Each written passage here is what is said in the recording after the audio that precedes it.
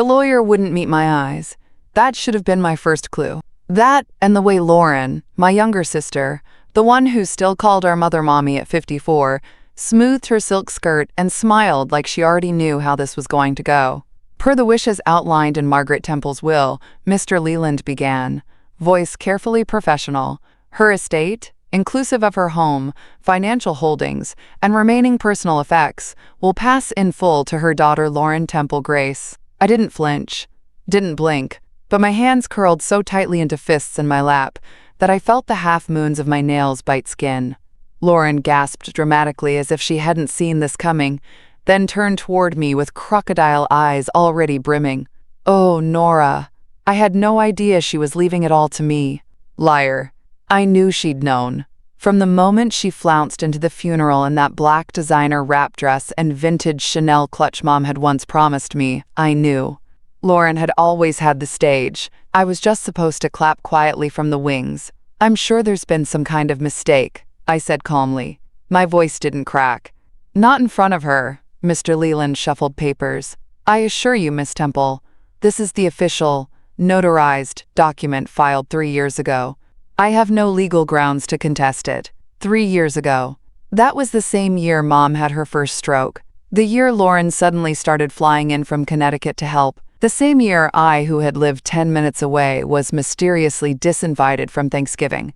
Because Mother needs calm, not conflict. And now, suddenly, everything was hers.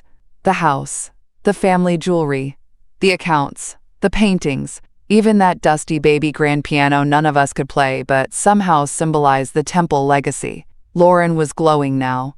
Of course, I'll take care of everything. And Nora, you're welcome to take a few mementos. I'm not unreasonable. I almost laughed. I'd put my life on hold for our mother. Canceled vacations, skipped work deadlines, sat beside her hospital bed more nights than I could count. Lauren had breezed in every few months with a fresh blowout and flowers, then disappeared the moment things got messy. And now she was the benevolent heiress. It wasn't just about the money. Not really. It was the final confirmation of something I'd known my whole life. I was never the favorite. But what Lauren didn't know, what no one in that room knew, was that I had something more valuable than any trust fund. And soon, she was going to wish she'd been a little more generous. The house smelled like lavender and dust. It was 2 days after the will reading when Lauren texted me. Texted, mind you, not to offer an apology or explanation, but to let me know I had 1 hour to gather whatever keepsakes I wanted before the estate cleaners came in. And let myself in with the key I still had on my chain. The brass one, worn smooth from years of turning it in the front door lock every time Mom forgot her purse, or couldn't remember if she'd left the oven on. Lauren was already in the foyer, heels echoing on the marble tile. You're late, she said, glancing at her gold watch like this was a business meeting. Traffic, I replied, breezing past her. I had no intention of dignifying her smugness with anything more. I headed straight for the sitting room. The one Mom always called the good room, even though no one ever sat in it. That's where the silver box lived, tucked into the bottom drawer of her favorite secretary desk, under a pile of brittle doilies and unused stationery from the 80s. Mom never let anyone touch that box. You'll know when the time is right, she'd once whispered, her voice frail after a hospital stay. That box has something Lauren will never understand. Back then, I thought it was just pain meds talking. But I opened it now, slowly, half expecting nothing more than a stack of brittle love letters or old recipes. What I found stopped me cold. Inside was a single envelope, handwritten, my name across the front in Mom's cursive, shakier than I remembered. I sat down on the velvet settee and opened it with trembling fingers. Nora, if you're reading this, it means I've gone, and Lauren has done what I feared she would. I rewrote my will at her insistence, when I was too tired to argue. She said it was for simplicity. I didn't fight her. I wanted peace. But that doesn't mean I've forgotten what's right. There are things she doesn't know. About the house. About our family. About what your father left behind. Ask Mr. Halbrook. He'll know what to do. And Nora, don't let her win. Not this time. Love. Mom, I reread it twice, my fingers numb. Mr. Halbrook. The name rang a bell. Then it hit me. Mom's old accountant. Retired years ago. Quiet. Meticulous. A friend of my father's before he passed. I hadn't seen him since I was a teenager, but if anyone had answers about what your father left behind, it would be him. Find anything interesting? Lauren's voice floated from the doorway. She'd followed me in, her arms crossed, lips curled.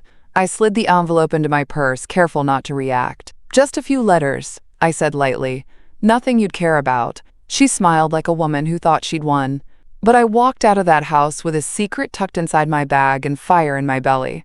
I wasn't sure what Mr. Holbrook had, but I was going to find him. And my sister was about to learn that some things don't show up in a will.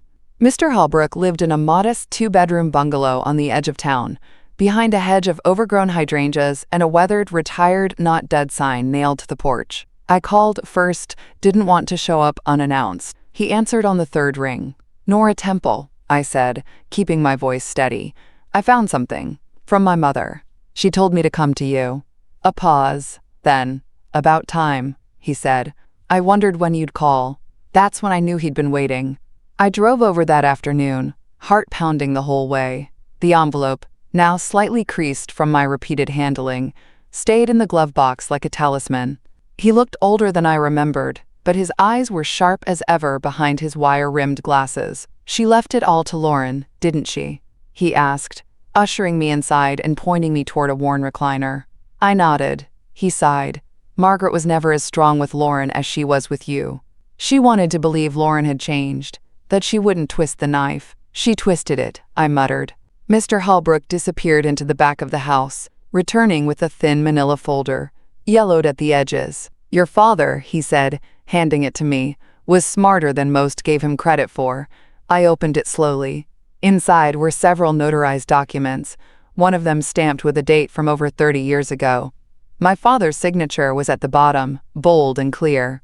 He set up a trust in your name, Mr. Holbrook explained. Privately. The house you grew up in it was originally in his name, not your mother's. When he passed, she inherited it, yes. But what Lauren doesn't know is this. Your father left a separate parcel of land adjacent to the property. To you. My mouth dropped open. There's a clause, he continued, buried in the county records. He bought that land quietly, a little over an acre, because he believed one day you'd need something of your own, something no one could take from you. I sat there, stunned. Lauren has no idea? None, he said. And it gets better. That land isn't just any old patch of lawn. There's a separate structure on it. An old carriage house, fully intact. Fully… What? Mr. Holbrook nodded. Your father was sentimental. It's been kept up by a property manager all these years, still under the original trust. Margaret kept it secret from Lauren on purpose. She said if Lauren found out, she'd try to sell it out from under you. I leaned back in the recliner, the gears in my mind turning fast now. Lauren thought she owned everything. She thought she'd iced me out. But what she didn't know was that sitting right next to her precious estate was mine. Land she didn't control. A structure she didn't know existed. And suddenly, I had more than a secret. I had leverage. I drove out early the next morning, just as the sun was rising, casting that golden glow over everything, the kind that makes even the weeds look romantic. My breath caught as I pulled onto the gravel path, tucked just beyond the Temple property line. The gate was old iron, rusted but solid, and swung open with a satisfying creak. And there it was, the carriage house, stone and brick, tucked beneath a canopy of oaks. It stood quietly, like it had been waiting for someone to come home. Vines curled along its edges, but the bones were strong. A newer roof, reinforced windows. The kind of upkeep that told me Mr. Holbrook hadn't been exaggerating this place had been maintained. And more than that, it had presence, like it knew secrets. I stepped inside and was hit with the scent of cedar and thyme. Dust danced in the light, filtering through stained glass panels above the door. There was a fireplace, bookshelves, an old wooden desk. It wasn't massive, but it was beautiful, solid. And it was mine. Tears welled in my eyes before I could stop them. Because for the first time, in weeks, maybe years, I felt grounded. Not like the daughter who was always too sensitive, not the sister who was supposed to be grateful for scraps. I was standing in something that belonged to me. And suddenly, I knew what I had to do. When I called Mr. Holbrook, I didn't waste time. I want it transferred into my full name, I said. No more trust, no loopholes, And I want it rezoned. Rezoned? He asked. I smiled. As a commercial residence. Nora, he said slowly, what are you planning? I'm building something. And it's going to be right in Lauren's backyard. Because here's the thing. While she'd been throwing charity luncheons and redecorating kitchens, I'd been building a career. Quietly. I'd run a boutique design firm for over 20 years, specialized in small luxury retreats, art spaces, and heritage restorations. And this carriage house? It was the perfect canvas. That afternoon, I filed the paperwork. Then I called my contractor. And while Lauren was busy planning her first wine and cheese party in the main house, I was sketching out floor plans for the Temple Studio, an artist's retreat and event space. Chic, exclusive, and right next to her precious garden. She didn't know it yet, but her inheritance came with a neighbor, and I was just getting started. It started with a leaf blower. Monday morning, 8 a.m. sharp, right on cue. I wasn't even using it, just had it idling in the driveway of the carriage house while my contractor Carl unloaded lumber from his truck. The look on Lauren's face as she marched across the grass in her silk robe, coffee cup in hand, was something between horrified and personally offended. She didn't even come up the walkway, just shouted from the edge of her newly installed stone path, "Nora! What on earth are you doing?" I smiled, pulling off my work gloves with theatrical slowness. "Morning, Lauren. Just a little renovation." She frowned, eyes darting between Carl's truck, the construction permits taped to the post near the drive, and the stack of reclaimed wood we were using for the porch extension. Renovation for what, exactly? I walked toward her, my boots crunching over gravel. I'm opening a creative retreat, artists, writers, weekend workshops, that sort of thing. Her jaw dropped. "You can't be serious. This is a residential area. Zoning board says otherwise," I said, and tapped the permit with one gloved finger. "Got approval last week." Her nostrils flared. "But this is my mother's, our family's home. And that," I said, nodding toward her side of the hedge, "is yours. This," I waved behind me at the carriage house, "now buzzing with life, is mine. Courtesy of Dad. You remember Dad, right?" Her mouth opened, then closed. Like a fish too flustered to breathe air, I turned and walked back toward Carl.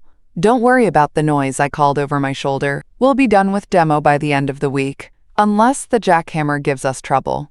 That afternoon, I received my first formal noise complaint notification delivered by her lawyer, of course. Carl and I read it together over sandwiches. He laughed so hard he nearly choked on his chips. "Gonna be a long renovation," he said.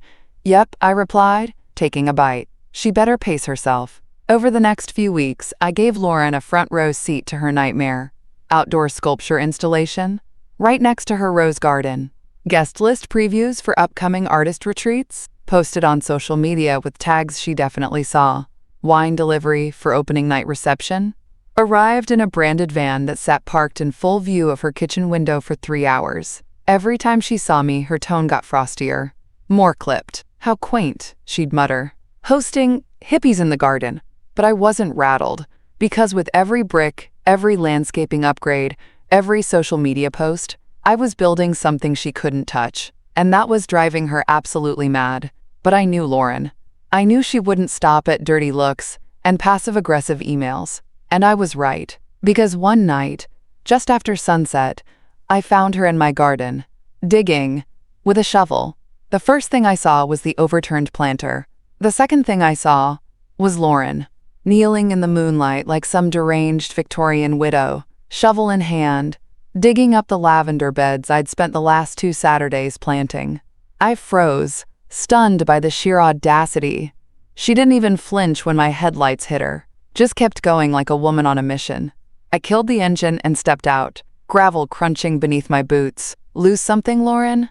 I called out, calm as ever. She jerked upright, eyes wild and hair askew. For a moment, she looked almost unrecognizable, so polished in the daylight, now looking like someone who had truly come undone. "I know it's here," she hissed. I blinked. "I'm sorry, what?" "The deed," she snapped. "To this land. To the house. I know Mother hid things. Secrets. You think you've won, but you haven't. Oh Lord." She'd finally cracked. I stepped closer. "You're trespassing and vandalizing private property. And you're talking about deeds that don't exist, because I've already had this land legally transferred to me. Paperwork's done. Sealed. Filed. Done. She shook her head like a stubborn child. No. She told me once, said there was more, said it would be mine. She never meant for you to have it. Well, I said quietly, she changed her mind. That stopped her. She stared at me. Dirt streaked down one cheek, chest heaving. What do you mean? I pulled the envelope out of my coat pocket, the original letter. I didn't let her touch it, just held it out so she could read the writing. Mom's handwriting. Margaret Temple, I said. And in her own words, don't let Lauren win. Her face crumbled. I thought she might scream. Instead, she stood slowly, dropped the shovel, and walked past me in silence. Her slippers crunched through the garden bed, trampling what little lavender hadn't already been destroyed. I watched her go, then called the sheriff. Didn't press charges. Not yet, but I made sure the report was filed, just in case she decided to escalate. And she would. I could feel it in my bones. She wasn't done. Not by a long shot. And neither was I. I sent the invitations on thick, ivory cardstock, tactile, elegant, the kind of envelope you don't toss aside. The Temple Studio. Grand opening reception Saturday, 6 p.m. Wine, music, local artists by invitation only. I mailed one to Lauren's address. I wanted her to see it, and I wanted her to know she wasn't invited. She watched from her upstairs window as guests arrived in clusters, laughing, dressed in their Saturday best. The glow from the carriage house spilled out into the gardens, candles flickering in the dusk, soft jazz playing from the live quartet I'd hired from the local university. People milled about, sipping wine, admiring the gallery. I'd curated pieces from emerging artists, local talent, and even one sculpture from an old friend of Dad's, placed front and center beneath a brass plaque, in honor of Margaret and Thomas Temple, for the love they gave and the roots they left behind. It stopped more than a few people in their tracks, even me. The mayor came. So did 3 members of the town council, half a dozen reporters, one of whom asked if I'd consider expanding. I'm keeping it small, I said with a smile. Intimate, family-centered. It wasn't lost on anyone when I said that, with Lauren glaring from her window just 100 yards away. Toward the end of the night, as the candles melted low and the music slowed, someone tapped me on the shoulder. Lovely event, she said. An older woman, pearls and soft hands. I remember your parents. It's beautiful what you've done here. Thank you, I said softly. It feels like home, she smiled. Shame your sister didn't come. Oh, I said, sipping my wine. She wasn't invited. The woman's eyebrows rose. Well, good for you. Later that night, as I cleaned up with a small crew of volunteers, I found an envelope taped to my mailbox. No return address, but the handwriting?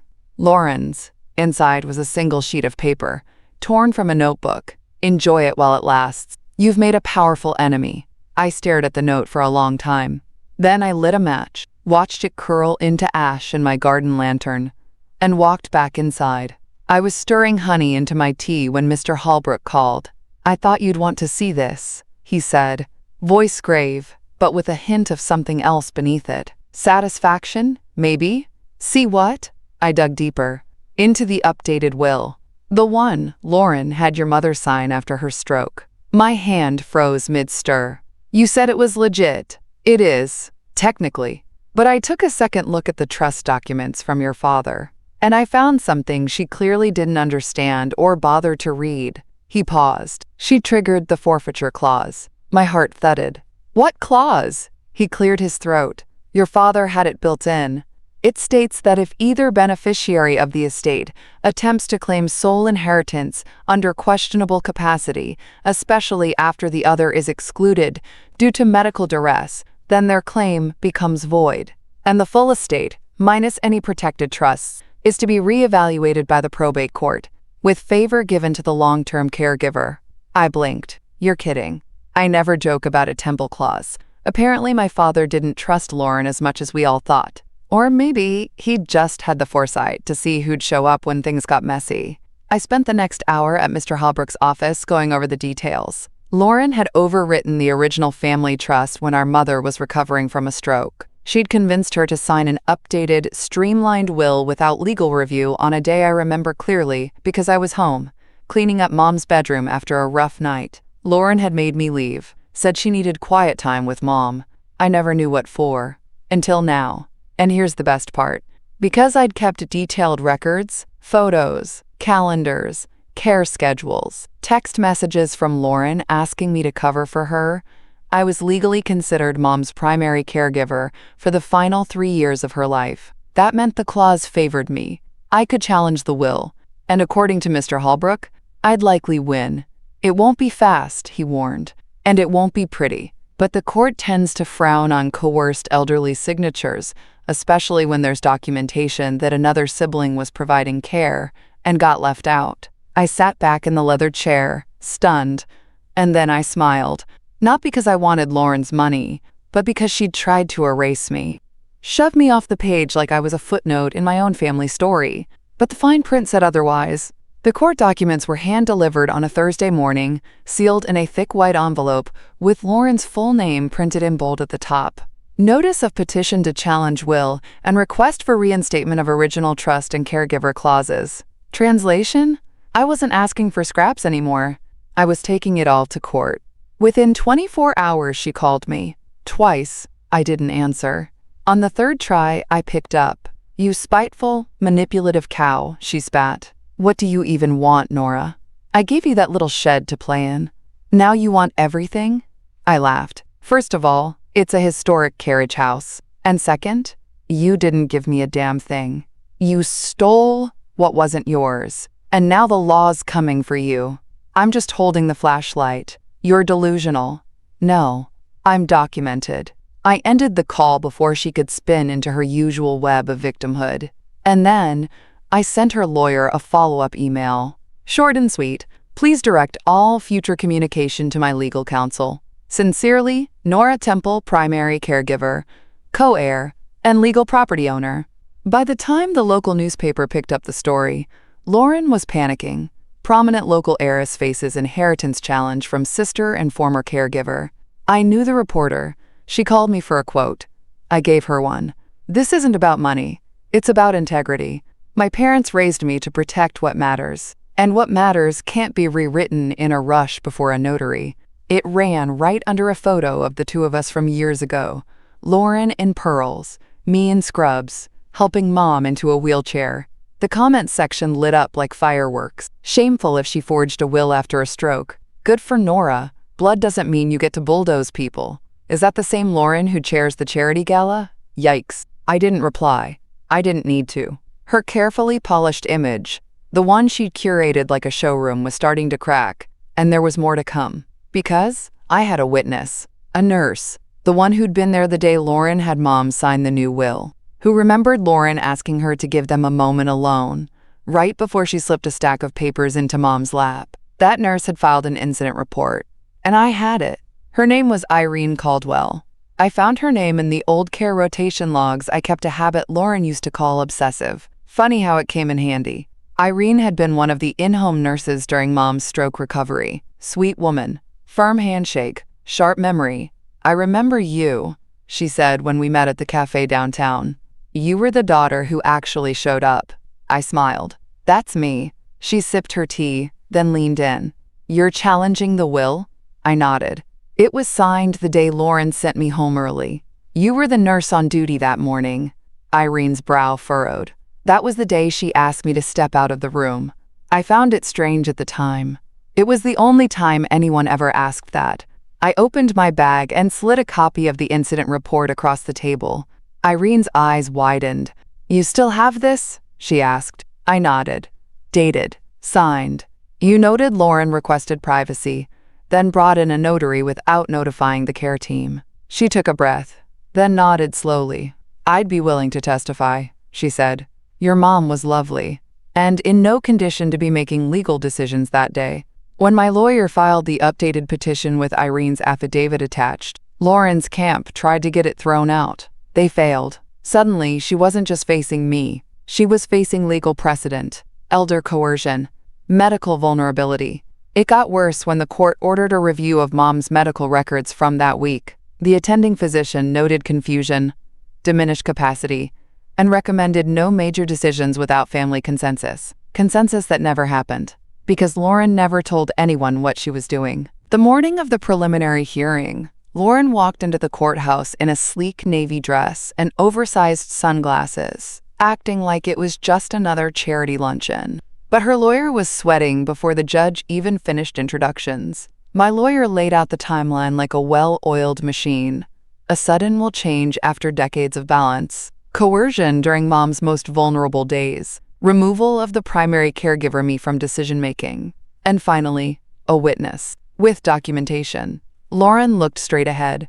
Didn't flinch. Didn't blink. But her jaw clenched. When we stepped outside for recess, she stormed toward me. "You're destroying everything," she hissed. "For what? Spite?" I tilted my head. "No. Truth. You tried to erase me, but I was the one who stayed. The one who held her hand through it all. You didn't want the responsibility, just the rewards." Her eyes flashed. "You'll regret this," she whispered.